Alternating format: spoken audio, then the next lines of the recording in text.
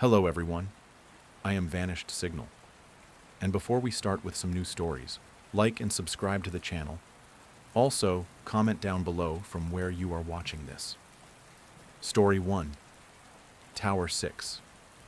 The call came in at 3:17 a.m. A weak, garbled voice whispered into the line, barely audible under a blanket of static. This is Tower 6. They're inside the fence. Then silence. No follow-up. No location trace. Just a long, low hum before the line disconnected. Dispatch flagged it as a prank. There's no Tower 6 on record. No facility listed, no ranger outpost, nothing in the database. But protocol meant someone had to check it out. So they sent me. I was 2 counties over, patrolling forest roads that rarely see more than a coyote fight or an abandoned car.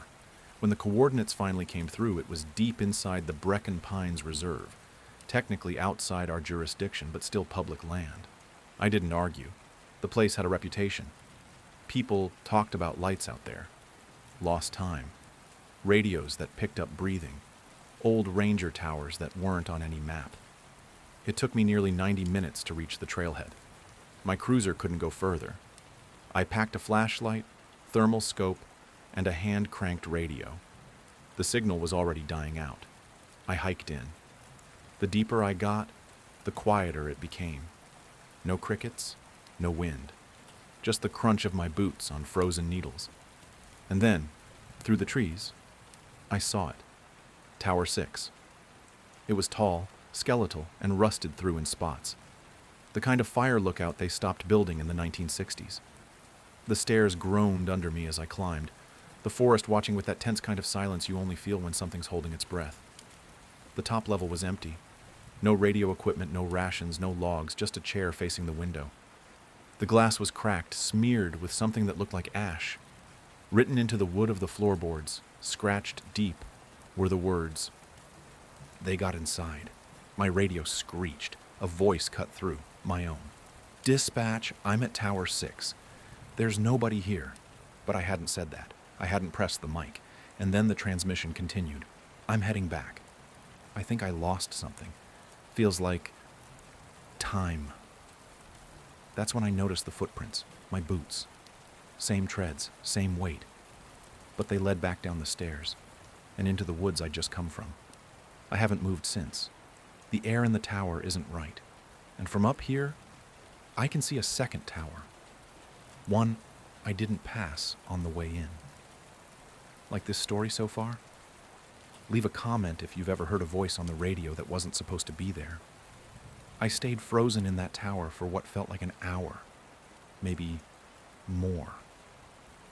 My radio was dead silent, but I could feel pressure building in the air, like something just out of view was leaning in.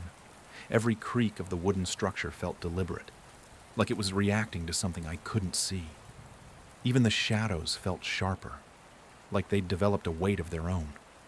Eventually, I forced myself to move, following the footprints down the stairs, my own boots echoing the sound of footsteps already recorded in the dirt. It was like replaying a moment I hadn't lived through yet. The trail back had changed. I know those woods. I've patrolled them for years. But now every tree looked unfamiliar, bent slightly inward, trunks thicker than they should be. Bark warped in unnatural spirals like it had grown while screaming. The ground had taken on a sponge-like texture, soft and uneven, like I was walking on soaked carpet. Pine needles clung to my boots, like static. The deeper I went, the more I realized I wasn't walking toward the trailhead. I was being redirected. The forest wasn't still, it was hurting me. That second tower I saw from the lookout? It was closer now. No trail led to it, but the trees leaned apart just enough to guide my way. I shouldn't have gone near it, but something in me, maybe curiosity, maybe that low hum in my ears, pulled me toward it. The structure was identical to Tower 6 in every way. Same rusted frame, same number of stairs, same ash-smeared windows. But it didn't feel abandoned. The air around it was warmer, buzzing faintly like static being swallowed. I climbed. At the top, I found a radio still plugged in. It was turned on, crackling faintly with a steady loop of breathing. Not speech. Just slow, rhythmic inhale and exhale. Wet sounding. Human, but not healthy. Next to it, a logbook. I flipped it open, expecting gibberish, but the writing was too clean for madness. That made it worse. The entries were short, scrawled, repetitive. 2:13 a.m. Saw lights 2:13 a.m. They moved 2:13 a.m. Breathing in tower. 2:13 a.m. I am not alone. 2:13 a.m. I saw myself looking up. I flipped back. Every single page had a timestamp of 2:13 a.m. No dates, no names. Just that same moment, repeated over and over, like time had jammed on a single second and kept printing it across reality. The ink looked fresh, still wet in places. I shut the book. That's when the breathing on the radio stopped. I turned to the window. There were lights in the forest now. Blue, white, red. Moving between the trees in impossible patterns. They didn't glow, they flickered, like reflections from a surface that wasn't there. For a second, I thought they were searchlights, but they moved without a source. Then I noticed their rhythm. It matched the breathing I had just heard. Then I heard something on the stairs, not footsteps, wood bending, giving under weight. But I hadn't heard anyone climb, and it was slow, deliberate, like it wanted me to hear it, like it had all the time in the world. I drew my sidearm, backed into the corner of the room. A voice came through the radio, soft and quiet, but very clear. You've been here before. And then my flashlight flickered once. Then again. Outside, the forest had gone still. No lights, no wind, just the growing certainty that when I turned around, I wouldn't be alone. I didn't turn around. Something primal in me, the part of my brain older than language, told me not to. A pressure pushed at the base of my spine, not physical, but insistent, like a warning pulsing from my nervous system itself. I kept my back to the stairs and stared out the cracked window into the dead forest. My breathing was shallow, heartbeat pulsing so hard it buzzed in my teeth. The floorboards behind me creaked, once, then again. Each time, a little closer. Not fast, not aggressive. Just slow, deliberate pressure. Each groan of wood felt stretched and unnatural, like the tower itself was protesting. Then it stopped. The silence that followed wasn't natural. It was dense, pressurized, like the world had taken a breath and forgotten how to let it go. I didn't speak. I didn't breathe. The air felt thick, syrupy, like it wanted to drag me down. Then I felt it. Warm air brushing the back of my neck. Close enough to disturb the hairs on my skin, but wrong in temperature. It was too moist, too intentional. I raised my sidearm, still without turning, and backed slowly to the far wall. If I was going to face it, it wouldn't be with my back exposed. My boot tapped the far wall, and that tiny sound grounded me just enough to act. I turned. There was nothing. The stairs were empty. The air was cold again. The pressure had lifted. My flashlight sputtered but held steady. The room hadn't changed, but I had. Something had looked through me, I knew that now. Not at me, through me. Like I'd been scanned, judged, and, for now, dismissed. The radio crackled once, a sharp pop followed by breath. Then a voice. Not mine this time. A woman, whispering low and tight like she was inches from the mic and trying not to wake someone. He's in the first tower. He doesn't know yet. I grabbed the mic and tried to respond. Static. Dead. I didn't want to be in that place a second longer. I climbed down the tower. Gun still drawn. The forest was wrong again. Familiar shapes twisted just enough to feel hostile. The trail I came in on had vanished, replaced by a narrow corridor between trees that bent toward each other at the top, their branches interlocking like fingers above my head. It didn't feel like I was walking a trail. It felt like I was being moved through a vein. I passed a set of deer bones, arranged in a perfect, circle. A rusted axe buried blade deep into a tree trunk, its handle snapped clean. A line of footprints walked parallel to mine for 30 feet, then vanished mid-stride, like the walker had been lifted into the sky. I stopped caring about logic. I wasn't being led anymore. I was being surrounded, and then I saw light. A soft, flickering orange glow up ahead, like fire behind thick glass. I moved toward it, cautiously, every step feeling like it echoed louder than it should. The trees opened into a clearing I'd never seen on any map. At the center stood a small, weathered cabin. No path to or from it. No smoke from the chimney. The orange glow pulsed faintly from within, leaking through warped wood slats. I approached the door, hand on the handle, heart pounding like it wanted to run without me. The handle was warm. I opened it. Inside was Tower 6. Not just similar, identical. The walls, the window, the chair, even the smell, old wood and ash and metal. But something was wrong. The proportions felt off, like someone had built it from a dream and forgotten how corners worked. And in the chair sat a man. Same uniform, same badge number, same face. He turned to look at me, and I was staring at myself. Not a twin, not a reflection. Me, exactly as I was an hour ago. Same cuts, same dirt, same terrified eyes. He blinked slowly like it hurt to move. He opened his mouth to speak, and the lights went out. A rush of air hit me from all sides. The room tilted. My ears popped like I was rising too fast. I tried to raise my weapon, but my arms wouldn't respond. Somewhere in the dark, I heard my own voice say, "He won't remember this part." Then something grabbed my wrist and the floor dropped out from under me. I don't remember walking back down the stairs. One moment I was in the tower. The next, I was in the woods. Flashlight beam twitching across bark and branches like a nervous eye. The trail was gone. In its place were lines, straight, geometric paths carved into the forest floor as if something had dragged a massive metal frame across the dirt. Every step I took felt heavy, like I was being pulled downward, like gravity wasn't working the same way anymore. Ahead of me, between the trees, Tower 6 rose again. Not the second one, the original. I knew because the top floor's window had that same crack running in a lazy spiral, and I could see the chair silhouetted inside. But now, the tower was surrounded by lights.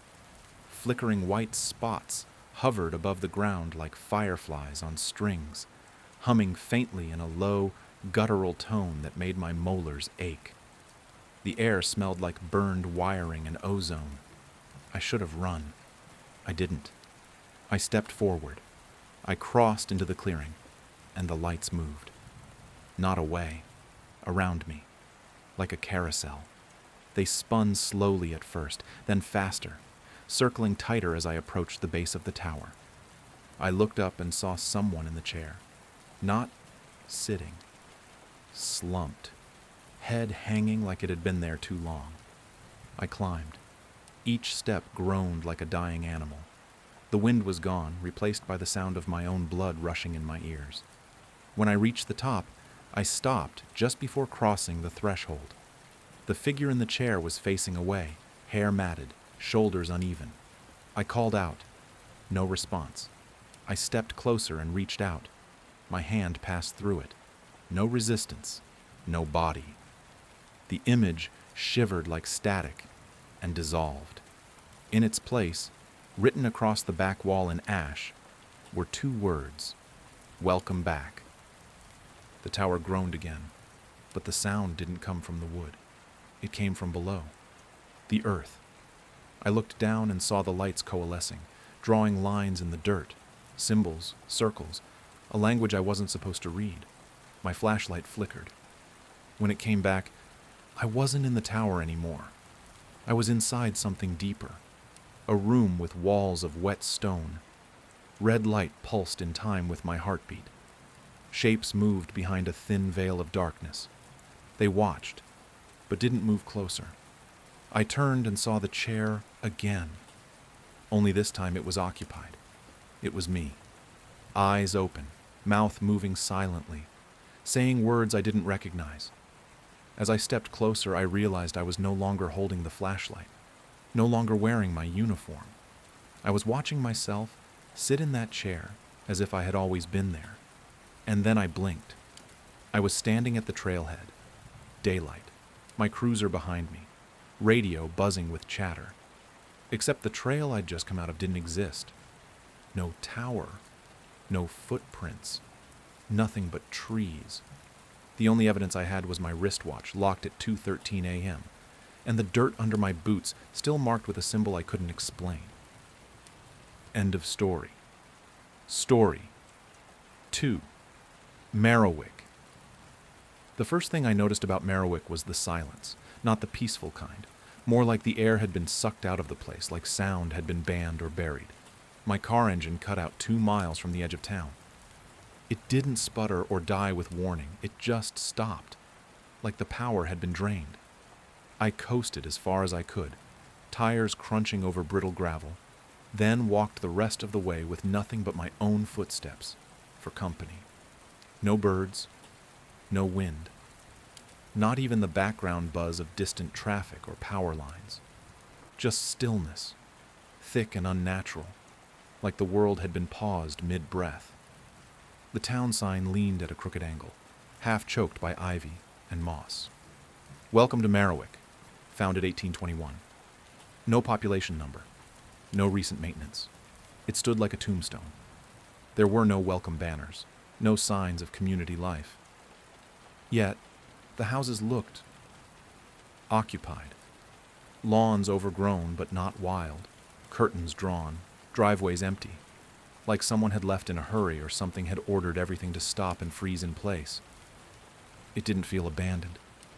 It felt staged. The 911 dispatcher had routed me out here after a strange call that ended mid-sentence. The voice on the line was calm, too calm. Female. "You need to send someone," she said. "He's waking up again." No explanation, no context. Before I could ask who she meant, the line cut. The trace came back to this town, though the system tagged the number as inactive. No call history, no owner, like it was broadcast from inside a dead zone. The town square sat at the center, paved in cracked cobblestone and ringed by colonial storefronts long since shuttered. An old stone fountain stood dry and fractured in the middle. Its base was filled with soot, maybe ash. At its peak, a weathered statue of a robed figure looked down, its face completely eroded, its hands raised in a gesture I couldn't interpret. Warning? Welcome? Maybe both. Behind the statue, a building dominated the view. A 3-story hotel with blackened windows and a wide, sagging porch. That's when I noticed it. A flicker of light in one of the upper windows. Not all of them, just one. Top floor. Right corner. I stepped onto the porch. The wood groaned beneath my boots, and before I could reach the handle, the double doors opened on their own with a soft creak, like they'd been waiting.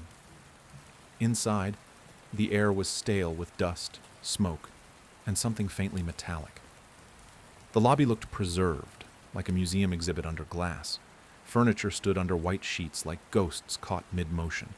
The walls were yellowed by time. Behind the check-in counter, an antique key rack still held brass tags. Only one was missing. 3C. My radio was silent. No signal in or out. I didn't announce myself. I didn't want to break whatever fragile balance the place was holding on to. I just climbed the stairs. Each level felt colder than the one before it. The banister was splintered in places, hand-worn in others, as if people had gripped it in panic or prayer. The wallpaper peeled in long, curling strips, exposing the wood and plaster underneath, except the plaster was carved. Not etched like vandalism, but carefully scored with rows of symbols and markings, something between letters and runes. A language, but not a human one. I reached the 3rd floor and found myself outside room 3C. The hallway was still, not quiet, still, like sound had been drained from the air itself. I stood there for a moment listening. That's when I heard it. The same voice from the 911 call. Faint, muffled, and repeating the same phrase again and again, only backwards. The same voice speaking in reverse, a language collapsing into itself. I put my hand on the doorknob. It was cold as bone. I pushed it open. The room was clean, pristine, almost. Bed made with military precision. A lamp on the side table cast a soft yellow glow. The curtains swayed slightly, though the window was open and no wind touched the air. Everything in that room was waiting. On the mirror, written in something dark and smeared, not paint, not lipstick, were the words, "He never left." And when I looked into the mirror, I saw something standing behind me. But when I turned around, the room was empty. That was the moment I knew. I hadn't arrived in Merriwick. I'd returned to it. I don't remember falling asleep. One moment, I was staring out the window of the inn, trying to make sense of the place I'd wandered into. And the next, I was waking up in thick, suffocating darkness. No sunlight filtered through the curtains, no buzzing streetlights, just a silence so deep it felt like sound had been swallowed whole. The air pressed in heavy and cold, like the room had sunk under water. Even my breath came slow, labored. There was a metallic tang on my tongue, faint, like rust or pennies, and the unmistakable sense that something had shifted while I slept. The window looked out onto nothing. The town square, once dimly lit and eerily still, had vanished. In its place was black glass that only reflected the room behind me, but warped, distorted. The furniture was wrong. The walls stretched too far. The chair in the corner was facing me now, and something was sitting in it. A figure with no face, no color, no movement, just a void shaped like a man. I blinked, and it was gone. Outside, the square reappeared, dim and colorless, washed in that same gray haze. But the silence stayed. It clung to my skin. I left the room. The hallway had changed. The wallpaper was clean now, the framed portraits untouched by dust or time. But the faces inside them weren't right. They looked familiar. My old gym teacher, a woman who used to work the night shift at a grocery store I hadn't seen in years. But their expressions had changed. They watched me as I walked, and their mouths were moving, not speaking, just twitching, opening and closing like they were trying to chew words they couldn't form. A few had stitches pulled loose at the corners of their lips. Downstairs, the inn's lobby was empty. The mounted elk head above the desk was missing, replaced by a mirror blackened with soot. When I wiped a line through it with my sleeve, it didn't reflect me. It showed the front door behind me, wide open. A figure stood there, tall, still, watching. I turned. The door was shut tight, locked from the inside. I knew I had to leave. Whatever dreamlike state had brought me to Merriwick was fading fast, replaced by something colder and more deliberate. I stepped outside into fog so thick it curled against my face, like smoke. The streets were wrong, wider than before, angled in directions I hadn't seen on my way in. The road I'd come down was gone. In its place, more buildings stretched into the mist, their windows covered in newspaper, their signs reversed like mirror images. I started walking. At every intersection, the town shifted. New alleys appeared. Some led nowhere. Some circled back to places I hadn't passed. One led directly to the inn's front door, though I knew I'd walked for 10 minutes straight. The sense of being watched never faded. Eyes were scratched into tree trunks, carved into benches, even pressed into the concrete beneath my feet. Dozens of them, all staring upward, all following me. I found the library at the end of a narrow lane. It hadn't been on the map I saw in the inn. The door stood open, though no light came from within. Inside, it smelled of wax and mildew. The books were coated in dust but strangely intact. I reached for one. No title, just a leather cover marked with strange, circular symbols. Inside, the pages were blank except for a single sentence printed in the middle of each sheet. You were here. In the reading room at the back, a woman stood facing the shelves, dressed in black, unmoving, placing books on the shelf one by one. I watched her for several seconds. Her arm moved, but her head never turned. Then she spoke. You should have left when the road still led out. I asked her what this place was. She said, "This is the part where the town begins to remember you." She placed another book on the shelf. It vanished the moment it touched wood. I stepped back. The shelves behind me had moved, narrowing the exit. The air grew colder, heavier. The floor under my feet was damp. I didn't run, not yet, but I walked fast, and I didn't look back until I was outside. The fog had lifted, but the sun wasn't in the sky. It was hanging low in the north, and something, was standing in the square, wearing my clothes. But it wasn't me, not anymore. I followed the boy through the alley behind the inn. His steps made no sound on the cobblestone, and the fog didn't seem to touch him. He was barefoot, wearing a pale blue hospital gown that fluttered in the still air, and even though his pace was slow, I couldn't seem to close the distance between us. I called out to him once, maybe twice, but he didn't acknowledge me, just kept moving, glancing over his shoulder every few seconds, not to see if I was there, but to make sure nothing else was following. We emerged onto a street I hadn't seen before. The architecture was older here, even more rotted and off-kilter. Buildings leaned into the narrow road like they were eavesdropping. The glass in the windows was either shattered or fogged with grime, and signs above the storefronts were either blank or scratched down to illegibility. A tangle of black wires stretched overhead like spider webs. One shop still had lights on, a faint amber glow leaking out beneath the warped door and through a crack in the boarded-up window. The boy stopped in front of it and pointed without a word, his hand trembling slightly. Inside, the air was thick with the scent of dried herbs and iron. The warmth from outside vanished the moment I stepped in, replaced by a damp chill that settled in my bones. Shelves lined the walls, stacked with books that had no titles and jars filled with floating indistinct shapes. Some of them pulsed, others twitched.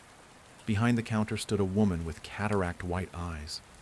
She seemed blind, but turned to face me the moment I entered, her head tilting as if she were tuning into a frequency only she could hear.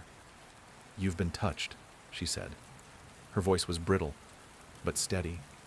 "Something followed you through the mirror."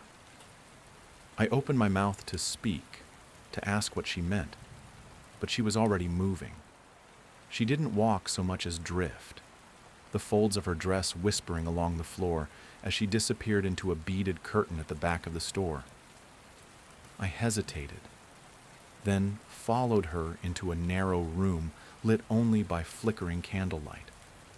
It smelled like wax and something older, earthy and bitter. At the center was a map, hand-drawn, old, stained with something that looked like dried blood. The town was marked in full detail, but the streets weren't fixed. As I stared, the alleys began to squirm, redrawing themselves. Some disappeared entirely. Others sprouted like veins. "Merriwick was built around a wound," she explained, standing at the edge of the table. "A scar that never closed. Each time someone sees what they're not meant to, the town grows another mouth to swallow them.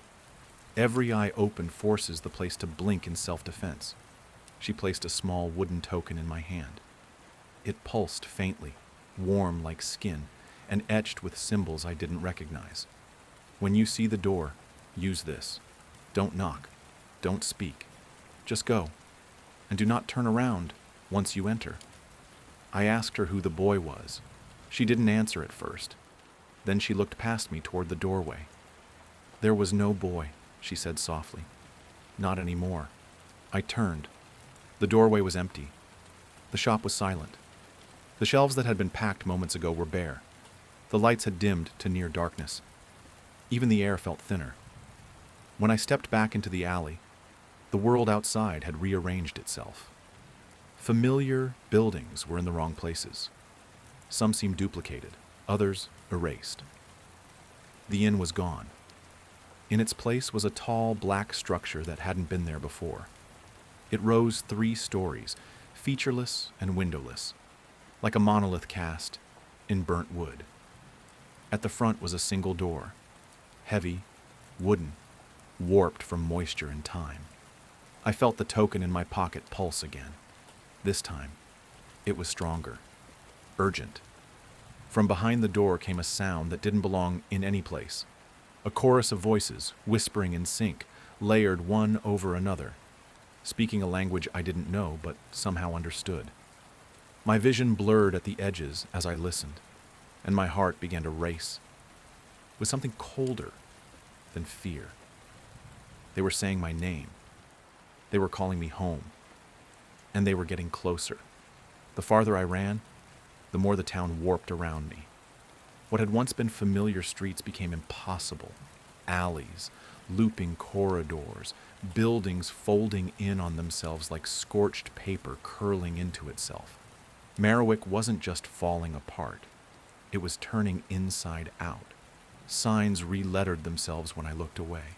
Street lamps grew taller, then thinner, then disappeared.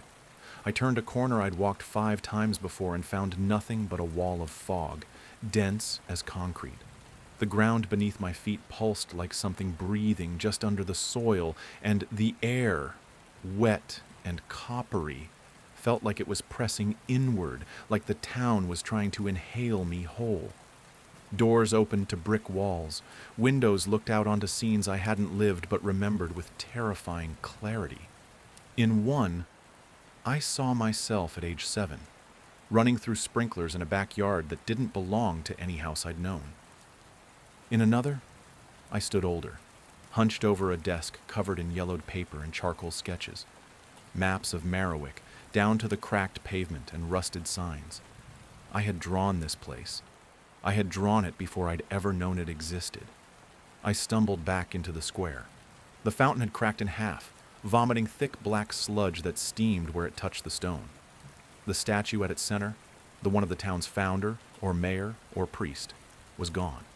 In its place stood the man from the inn, the one who had handed me the key with the number etched too deep. He had no eyes now, just 2 dark hollows where light died instantly. He didn't speak. He simply raised one hand and pointed behind me. I turned. The buildings were gone. Their shapes remained, but in their place were rows of chairs, hundreds of them, all aimed at the center of the square. Seated in them were people I recognized but couldn't name, faces from broken memories and lost nights. Their mouths opened in perfect sync and they screamed without sound, but the silence was worse than noise. It reached inside me like a hand, pushing into my head and chest until I collapsed. Above me, the sky split, not like lightning, but like glass. Thin cracks spidered outward in every direction, revealing a green haze behind it.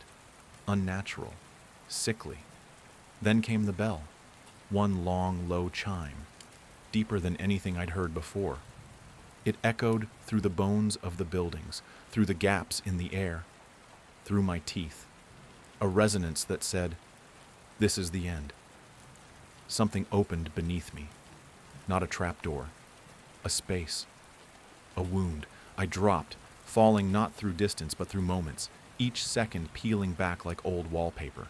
I landed hard on my side, dust rising around me. It was the library again, the one I'd entered on my first night here, the one with books full of blank pages and symbols I couldn't understand.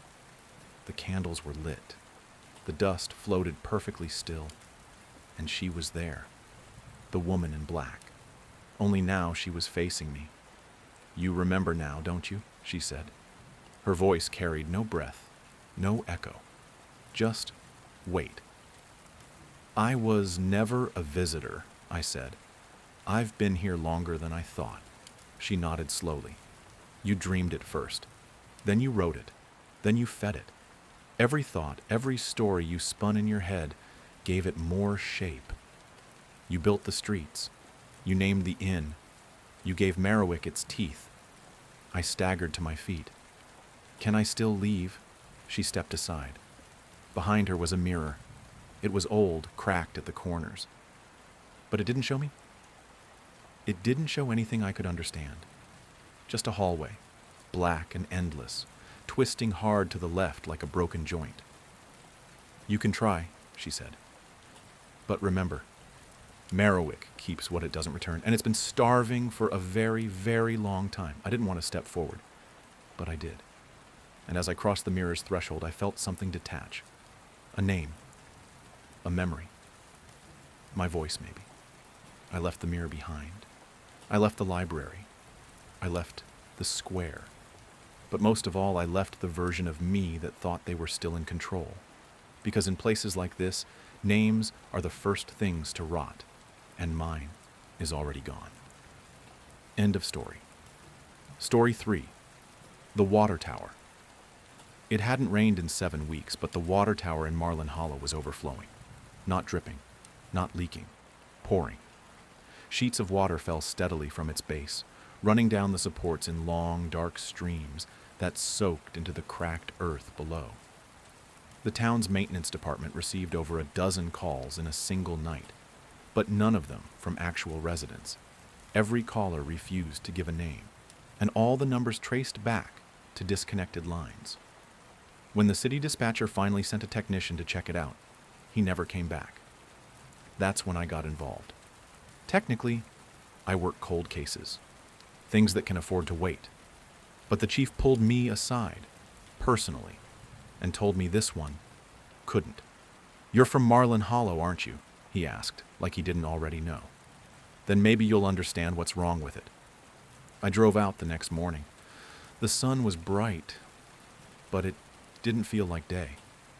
The sky was overexposed, pale and washed out like an old photograph. The highway into town hadn't changed much since I left it in '09, except for the road signs. They'd been stripped of names. Just blank green metal frames now. No directions. No speed limit. I started to feel uneasy around mile marker 44 when the air pressure in the car dropped and my radio started playing audio from a call I'd received years ago. A suicide jumper. A case I never closed. I shut it off. The voice kept talking. When I reached the edge of Marlin Hollow, I noticed the houses first. Every single one looked abandoned. Curtains drawn, lawns uncut, cars still in driveways. But there were no people, no animals, no movement. The only sound was the constant rush of water pouring from the tower at the center of town. The tower was wrong. It was taller than it had ever been, at least 2 stories higher than I remembered, its legs thinner and curved slightly inward, like it had grown rather than been built. Water flowed from its seams like it was sweating, pouring from the top, even though there were no clouds in the sky. As I got closer, I saw the ground beneath it was flooded, but only in a perfect circle around the base. Outside that ring, the soil was dry and cracked. The maintenance truck was still parked nearby. Door open, keys still in the ignition. No sign of the tech, no footprints, no drag marks, just a strange pattern etched into the mud beside the vehicle. Circles, concentric, perfectly shaped, like something had spun into the ground from above. I called it in. Dispatch didn't answer. Instead, the line connected to static, then to something I'll never forget. My own voice, whispering words I couldn't understand. Guttural, like another language. Like I was speaking from underwater. I dropped the radio. The whispering didn't stop. Then the tower creaked, loud and slow, like metal bending reluctantly. I looked up, shielding my eyes from the stream. Something moved at the top. Not a bird. Not a person. It was just tall enough to silhouette against the sky, but not solid. I could see through it, almost. It turned toward me. I stepped back. The flood abruptly stopped. The water froze mid-air, then dropped all at once, soaking the earth with a sound like thunder. The air temperature dropped 30 degrees in seconds. My breath came out in clouds. The shape on top of the tower tilted its head, and then it jumped. But it never hit the ground. It just vanished before it touched the earth. And when I looked around, every window in Marlin Hollow had opened. At once. Every open window stared at me. Not literally, but the stillness they held, the perfect symmetry, the absence of movement, made it feel like the entire town had turned its attention in my direction. It wasn't just unsettling. It felt deliberate, like a collective breath being held. There was no breeze, no bird song, no sound at all except the dripping from the tower, now slowed to a heavy, deliberate rhythm.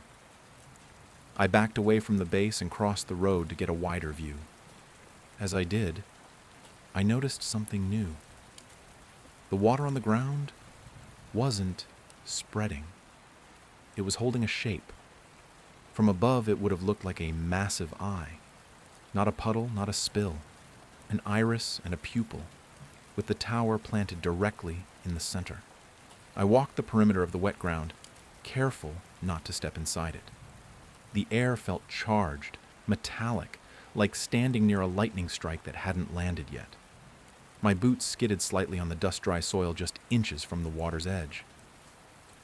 I crouched for a better look and noticed fine etchings in the mud, lines too precise to be erosion, like symbols carved into the earth itself. Glyphs? A language? I wasn't sure. I snapped a photo, but my phone's screen turned black the moment I did. No error, no shutdown, just darkness. That's when I saw movement inside the nearest house. Second-story window, curtains pulled back. A figure, barely visible, standing too still. I blinked and it was gone. No sound, no flash. Just not there anymore. But the curtain kept swaying, gently, like it had just been touched. I approached the house slowly, drawing my sidearm out of instinct more than fear. The front steps groaned beneath my weight. The door was unlocked. Inside, the air was cold. The kind that settles deep in your chest and numbs your fingertips. It didn't feel abandoned. It felt preserved. Everything was coated in a thin layer of moisture, like the house had just been pulled from underwater. Furniture was intact but aged, water-stained and warped. Picture frames hung crooked, some photos missing, others completely blackened out, as if overexposed or intentionally burned. A faint humming came from somewhere deeper inside, but I couldn't trace it. In the living room, I found something that made my stomach turn. The television was on, but instead of static, it showed live footage of me, standing inside the room, moving with a half-second delay. The angle was impossible. There were no cameras. I stepped to the side. So did the version of me on the screen. But it didn't blink when I did. It didn't breathe. It just watched. A low sound came from the hallway behind me. A wet slapping noise, slow and uneven. I turned just as the floor creaked and a trail of footprints began appearing across the carpet, one by one, like someone invisible was walking straight toward me. I didn't wait. I bolted out the front door and back into the daylight. Only it wasn't daylight anymore. The sky had darkened several shades, not like sunset, like overexposure. Bleached out, like a washed-out photo left in a flood. The tower in the center of town no longer looked rusted or old. It looked clean. New. Its surface pulsed with a slow shimmer like light moving behind a curtain of water. It no longer dripped. It breathed, in and out. And more disturbing still, there were more maintenance trucks parked nearby now. 3 of them, all doors open, all keys in the ignition. I recognized the plates. 2 of the vehicles had been reported missing over the last year, from neighboring counties. Officers, crews, gone without a trace. Some had been labeled suicides, others walk-offs.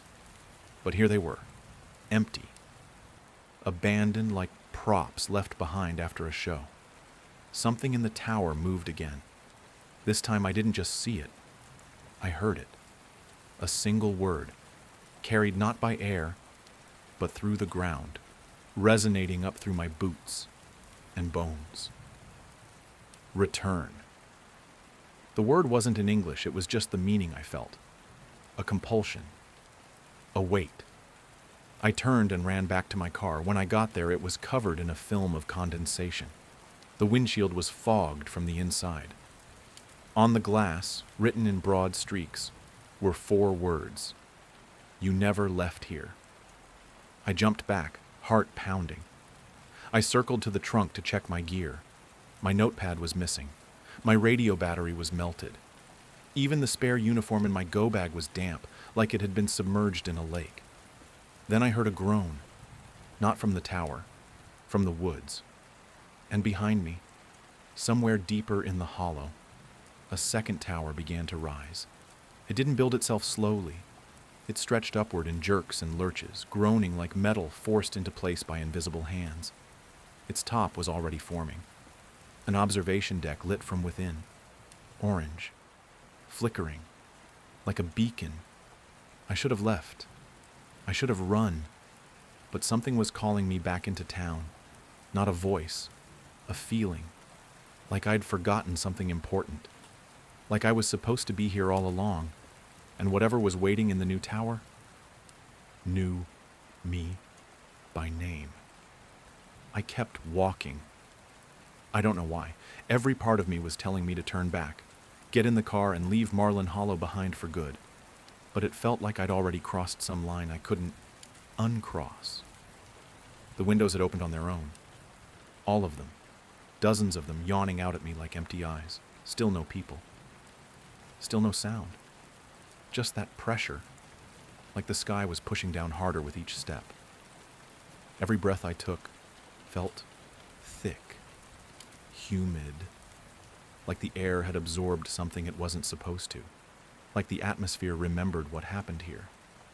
I passed the church, St. Briar's. The front doors were wide open, swinging slightly as if moved by a breeze I couldn't feel. Inside, the pews had been stacked into a wall across the altar, like someone or something had tried to seal something in, not keep people out. It wasn't random. The wood was stacked tight, precise, as if following a blueprint. On the far side of the barricade, I could just make out the stained glass windows. Water was trickling down their panes from the inside, not dripping, streaming, like a pressure vessel ready to burst. I swear I saw a shape move in that water, something massive and slow, just behind the colored glass. I crossed Main Street. Every storefront was still intact, shelves full, merchandise untouched, lights off. It didn't look abandoned. It looked like everyone had just stepped out for a moment and forgot to come back. A cruel stillness had settled over everything. The pharmacy, with its green sign faded from the sun, had a radio still playing quietly behind the counter. I stepped inside. The sound was faint, but rhythmic, not music. A man's voice, flat and mechanical, repeated a sequence of numbers like a chant. 77092. Repeat. 770. I froze. I knew those numbers. Coordinates. The exact location of the water tower. I backed out. I didn't want to hear what came next. Outside the post office, I found the missing maintenance tech's phone. It was lying face down in the street, screen cracked, battery nearly dead but still glowing. I unlocked it. No recent calls. One voice memo. The timestamp read 2:13 a.m.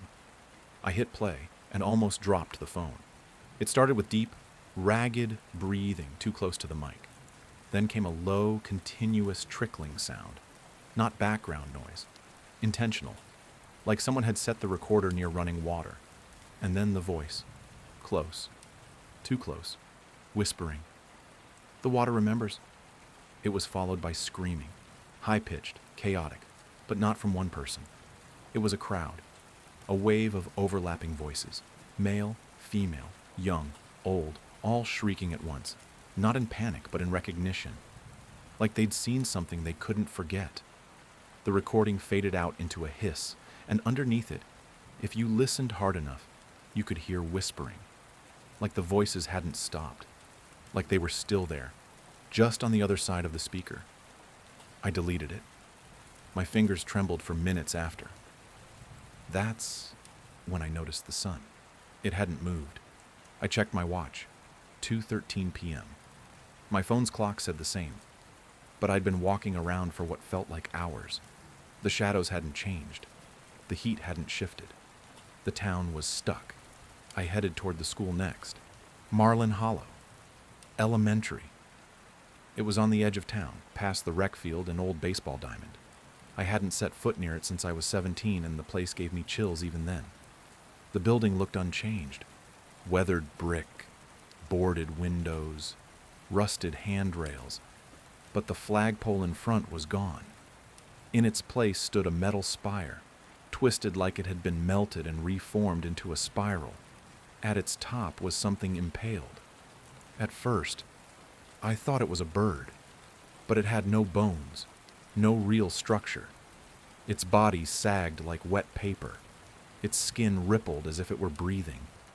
And even though it had no face, I knew it was looking at me. I circled to the rear of the building, hoping to find a way inside. The side gate hung open. The playground beyond it looked waterlogged, the ground soft and black like a drained swamp. That's where I saw her. A girl, maybe 10 years old, standing in the center of the playground in soaked clothes, her dress clinging to her skin. She looked like she'd just climbed out of a river. Her hair was matted to her cheeks, face pale, eyes fixed on something far away. I stepped closer and called out to her. No response. She turned slowly. That's when I saw her eyes, completely white. No irises, no pupils, just a thick, milky film that shimmered like the surface of water under moonlight. Her lips parted as if to speak. But what came out wasn't speech. It was the sound of water. Rushing, endless, furious water pouring out of her throat like a flood trying to escape. And I could feel it pulling at me, like the whole town was trying to drag me under with it. The windows stayed open. Every house, every floor, curtains drawn aside like something wanted to watch. The town held its breath in a way I'd never experienced. I stood in the flooded grass beneath the tower, breath steaming, heart beating against my ribs like it wanted out. The thing that jumped, it didn't land, didn't vanish with motion. It just disappeared, blinked out like a faulty light bulb. The moment it left, the tower groaned again, and the water began to rise. It wasn't falling anymore. It was lifting, flowing up from the earth, against gravity, surging up the supports, and into the tank like someone had reversed the tape of a flood. I watched the mud dry beneath my feet, cracks reappearing like the ground had just taken a deep breath. The circle around the tower stayed perfectly still. Just dry dirt and silence. No birds, no insects, not even the wind through trees. It was like the world had been temporarily muted. And then I heard it, a voice behind me, low and breathless. "You were supposed to leave." I turned. Nothing, just the wind. But the voice was real. It had shape. It was too close to ignore. I backed up slowly and reached for my sidearm. It wasn't there. The holster was empty, snapped shut. My shoulder radio buzzed, more static, then the same phrase on loop. "Do not attempt to leave the perimeter." The message played again, and again. Each time more distorted, more desperate. Like it wasn't a warning anymore. Like it had become a plea. A new sound followed, rising up from beneath the tower. Like something alive, shifting and fluid. A kind of sloshing accompanied by low, guttural knocks. I took a step back and realized the concentric circles in the dirt were moving, spinning slowly, grooves rearranging themselves, reshaping the ground under my feet. They pulsed like veins, throbbing in sync with the heartbeat I could hear thumping faintly in the back of my skull. The center of the pattern bulged upward. Something was underneath. I ran. I don't know how long I ran, but the town wouldn't let me out. Every road bent the wrong way. Every turn brought me back to the square. Landmarks changed. The diner I used to eat at as a kid was suddenly a pharmacy. The church became a gas station. Street names reversed. I swear I passed myself once. Another version of me, walking calmly in the opposite direction, eyes blank. No matter how fast I drove or how long I walked, I ended up right back at the water tower, staring up at its frame as it dripped with something too dark to be water. At some point, I stopped running. The rules didn't apply here anymore. I went inside the nearest house. The door opened without sound, like it had been waiting. Inside, it looked untouched, furniture covered in plastic, a meal still half-eaten on the table, long since decayed into ash-colored sludge. The walls were covered in photographs, black and white portraits of people I didn't recognize, all staring straight ahead. No one smiling. A family photo sat on the mantel. I picked it up. It was me, as a child, standing with a couple I didn't recognize. Written on the back, in red ink. Return to the water. I stepped outside. The tower had changed again. Now there were lights inside, faint, pulsing like a heartbeat, and the shape had returned. Standing on the platform, arms open, beckoning. But this time, there was another figure beside it, smaller. A child, motionless, looking down at me. I didn't climb. I stood at the base and stared up, and for the first time it stared back. My vision blurred. My knees went weak. I felt gravity shift beneath me, like I wasn't meant to be on this part of the earth, and just before I passed out I saw the concentric rings align like the iris of an eye focusing. The tower let out a low, deep groan. I woke up outside town, just past the county sign. No car, no ID, no service. I walked until I found a ranger station and reported in. They asked my name. I gave it. They said I'd been missing since 2009, the year I left Marlin Hollow, the year I never should have come back. And out the window, far in the distance, barely visible against the tree line, I saw it, the water tower, still watching. End of story. Story 4, Room 22. B. The first report came from a night nurse at Ridgeview Assisted Living. Her voice trembled on the recording, enough that the dispatcher flagged it as legitimate. "It's not a medical emergency," she said. "But someone's in room 22B. Someone who's not supposed to be." That would have been routine, if not for one detail.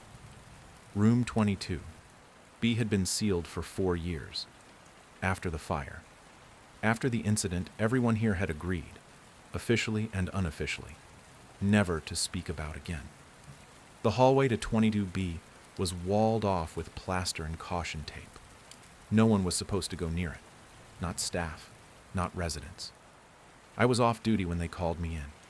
My name still floats around from my time in missing persons, back when I was good at disappearing into unsolvable places. I arrived at Ridgeview around 1:20 a.m. The head nurse met me at the entrance with shaking hands and coffee she didn't drink. "She keeps saying someone's talking to her," she said. "Singing to her. She won't sleep. Says they're coming back." We checked the East Wing camera logs. Nothing. Just a static image. Frozen since midnight. When I scrolled back, there it was. One single frame that lasted less than a second. A woman in a white gown standing at the end of the sealed hall, just in front of room 22B. Head tilted, bare feet, no reflection in the polished floor beneath her. I walked the perimeter. The wall sealing the hallway was still there. No holes, no entry points, just drywall and caution tape. Still, the moment I stepped close, my radio cracked. Not with interference. No, this was a voice, singing. a lullaby I hadn't heard since I was 5. I moved fast after that, circled the facility, checked the rear doors, fire exits, emergency access stairwells, all locked, all sealed. The place was dead quiet, no signs of a break-in. But the windows in the east wing told a different story. I counted them from the outside. There were too many. From the inside, the east hall had 6 windows. From the lawn, 8. 2 windows didn't belong to any rooms on the floor plan. The nurse handed me an old blueprint, dated 1984, back when the facility had been a children's hospital, back when room 22B wasn't sealed. It had never been a patient room. It had been an elevator shaft, sealed after 3 children disappeared, all at the same time, all during a blackout. No one found, no way out. And according to the logs, the shaft had been filled with concrete and plastered over. But the nurse swore she'd heard humming coming through the vent in the laundry chute that connects directly to it. And the humming had started again. At exactly 2:13 a.m., I asked her what the girl said, what the resident claimed the voice was saying. The nurse hesitated. She said it asked for you by name. The east wing smelled like old bleach and wet paper. Not rot exactly, but something close. A humid, ghost-thick scent that clung to the walls, even though the janitor claimed he hadn't mopped in weeks. The nurse's station was empty when I passed, but the monitors flickered in unison, cycling through feeds that didn't match the layout. I stopped at one screen. It showed a hallway, but longer than anything in Ridgeview. Walls lined with plastic curtains. A dim green exit sign pulsing in the distance. I turned my head to find that hallway, but the wall in front of me was solid. I kept walking. The girl, in room 207, Becca, was awake. Her eyes were bloodshot, ringed with purple, like she hadn't slept in days. Her chart said she suffered from acute insomnia, but the nurse told me it had started 2 nights ago. Same night, the humming returned. When I stepped inside, she sat up like she'd been waiting. No fear, no confusion, just calm recognition. "You're late," she said. I asked who told her that. She pointed to the wall vent near her bed. "The elevator woman." I sat down beside her, careful not to break eye contact. "What does she say to you?" That the others never listened, that I still can, that you already know the way back." "Back where?" She smiled. Not in a sweet, childlike way, but like someone who'd finally solved a riddle no one else could. "To where they wait." She says the concrete didn't hold. I asked her what else she heard, and she repeated a phrase. Word for word, with perfect clarity. The echo is not a sound. It's a memory that remembers you. Her voice changed when she said it. Deeper, like someone else was wearing her throat. "I left the room to get air." Back in the east wing, the humming started again. It came from inside the wall. I pressed my ear to the drywall just past the sealed corridor. There were no ducts, no pipes, no wiring, just a dead zone where nothing should be. But beneath the plaster, something moved. A scraping, then a thump, then the sound of ropes creaking under weight, like someone was pulling something up. The building shook, just slightly, but enough to make the ceiling tiles rattle. Down the hall, a light burst in room 215. I ran toward it, but when I arrived, the room was intact, empty, untouched. Then I noticed the air. It was colder than the rest of the building. Wet. The window was shut, but the curtains moved, gently, as if breathing. I turned to leave and found my own reflection in the window, except I wasn't moving. My reflection just stared, and then it smiled. Behind me, in the glass, room 22B opened. I turned around fast, but the door wasn't there, just the hallway, same as before, sealed, silent. But now I could see something in the seam of the plaster, an opening. Not wide enough to crawl through, but enough to glimpse light on the other side. Pale yellow, faint, and then came the whisper. Closer this time, not from the vent, from behind me, right at my ear. Come see what we built. By the time I returned to Ridgeview the next night, the east wing smelled like wet copper and burnt plastic. The air was thick, like it had weight, and each step past the reception desk felt like crossing into deeper water. The hallway outside 22B had been left untouched since I left, but something had changed. The floor creaked where it shouldn't. The lights buzzed, though none of the bulbs flickered. And behind the drywall that sealed the old hallway, I could hear movement. I brought ground-penetrating radar equipment with me, just a handheld model, enough to pick up disturbances behind the wall. I swept it across the surface, expecting nothing. What I got instead was a clear outline of an open space behind the plaster, at least 10 feet deep, and warm. Not just ambient body heat, radiant, like standing next to an old engine that had just shut off. I called it in, told dispatch I was investigating a structural anomaly. Didn't mention the name. Not yet. As I stood there waiting for a reply, I felt a gust of air come through the floor vent beside me. Not air-conditioned, not heated, cold, but moving like breath. Like it had a rhythm. The nurse, who originally called, Marisol, came to find me. She looked worse than before. Pale, eyes sunken. She hadn't slept. The girl passed away, she said. The one who heard the singing. Her voice broke when she said it. We found her this morning, but the records don't match. She wasn't listed as a patient. Not under that name. Not anywhere. She handed me the clipboard with her intake information. No signature. No emergency contact. No initials from any staff. Just a line drawn through the bottom of the form like someone had tried to erase her completely. But the bed she'd used was still warm, and there was something folded under the pillow. A drawing. Crayon. Child's hand. It showed the hallway, the one behind the wall, and in the middle of the drawing, a tall elevator shaft with open doors, black inside, and a name, my name, written above it in block letters. We tore down the drywall that night, no waiting for approvals, no sign-offs. I used the crowbar myself. Marisol held the flashlight. Behind the plaster was a hallway just like the one in the blueprints.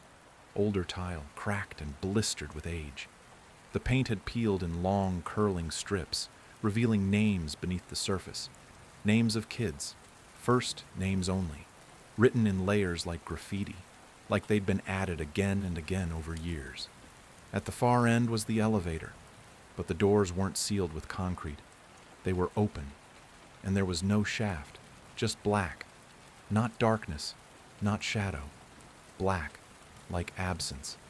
A place that refused to be seen. We backed away, slowly. The moment our feet crossed the threshold into the active hallway again, every light in Ridgeview went out. In the dark, the humming started. Louder now, not a lullaby anymore. Something deeper, hungrier. It was calling something up, and I think whatever was down there started climbing. I woke up in the laundry room. My flashlight was dead, my radio was gone, and my watch, stuck at 2:13 a.m., was cracked straight through the center like someone had split the minute hand with a scalpel. The nurse was nowhere in sight. Neither were the other residents. The entire facility was silent, unnaturally so, not just quiet, vacant as if all the sound had been scraped out of the air. I retraced my steps toward the east wing. The plaster wall was gone. Not broken, not damaged, just absent, like it had never been there at all. The hallway beyond stretched longer than it ever had before, lined with outdated sconces that glowed weakly despite no working electricity. At the far end, room 22B waited. Its door stood open. I stepped through, and for a moment it was a normal room. A bed, a window, peeling floral wallpaper. But the floor sagged in the middle, sloped inward like a sinkhole. The walls bowed. And there, directly in the center of the floor, was the elevator hatch. The shaft was open.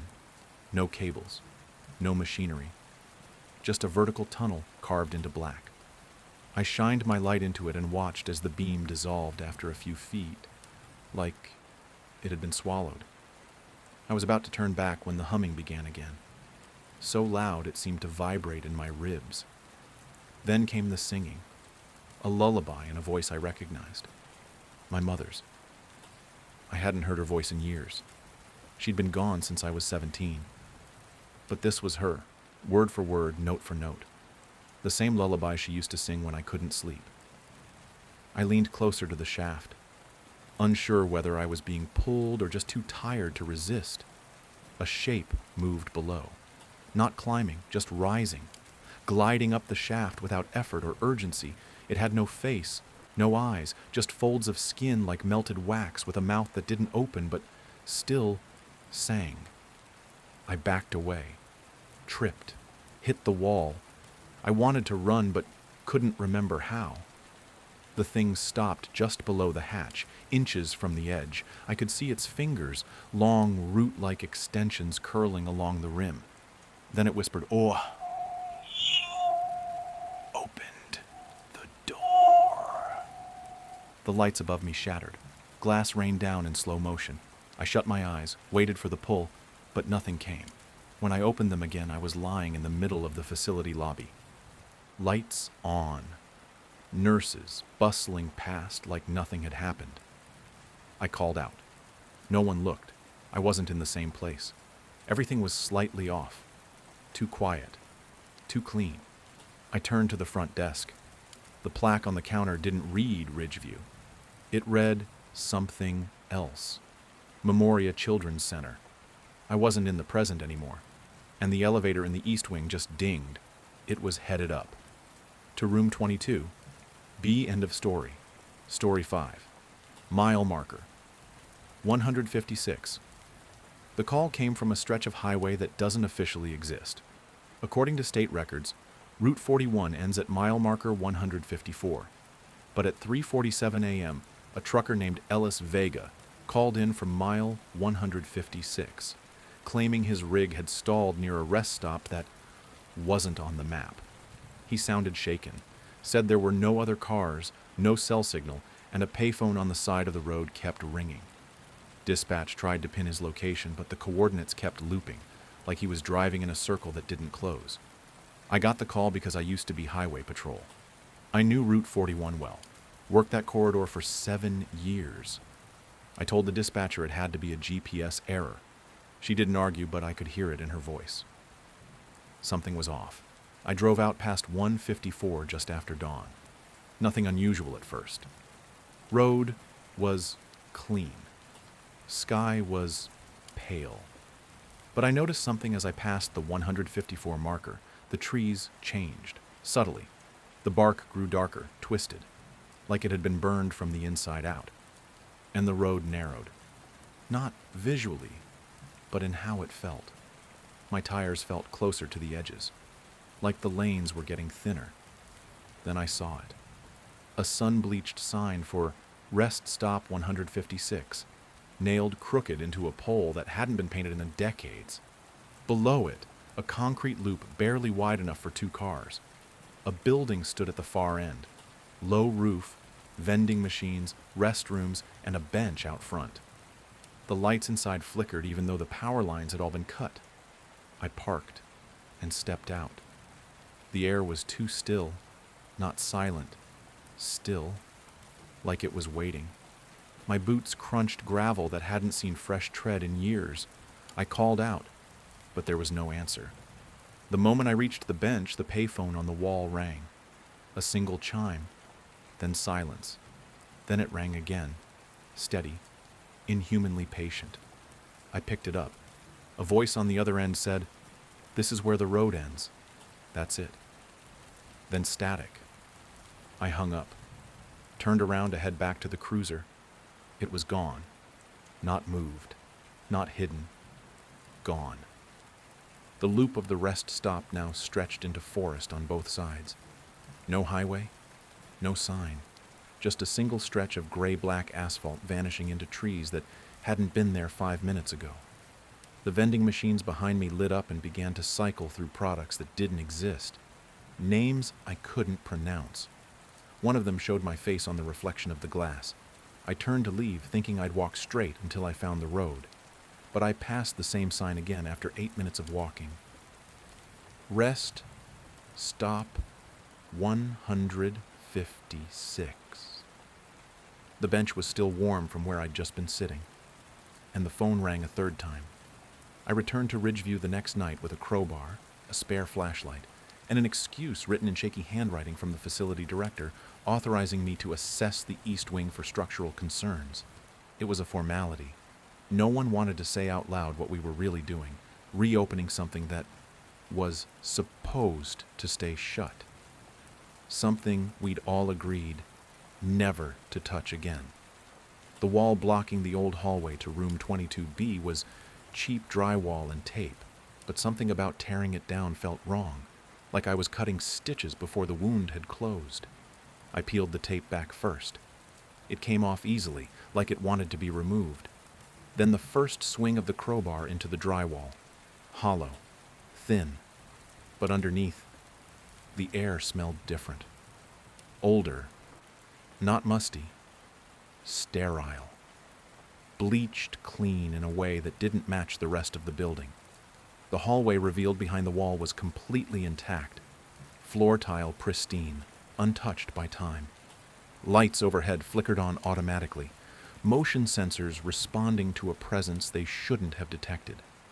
The corridor was lined with pale green wallpaper and white trim. No dust, no debris.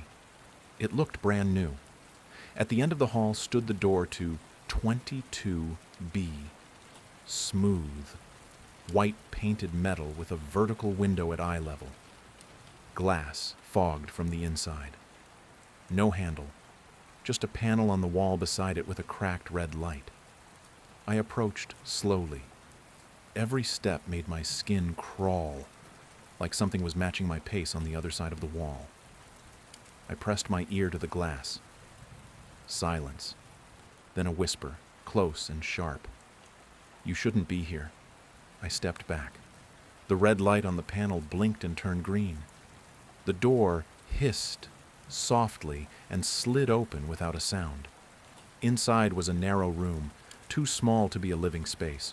Walls bare, no furniture, no window, a single drain in the floor.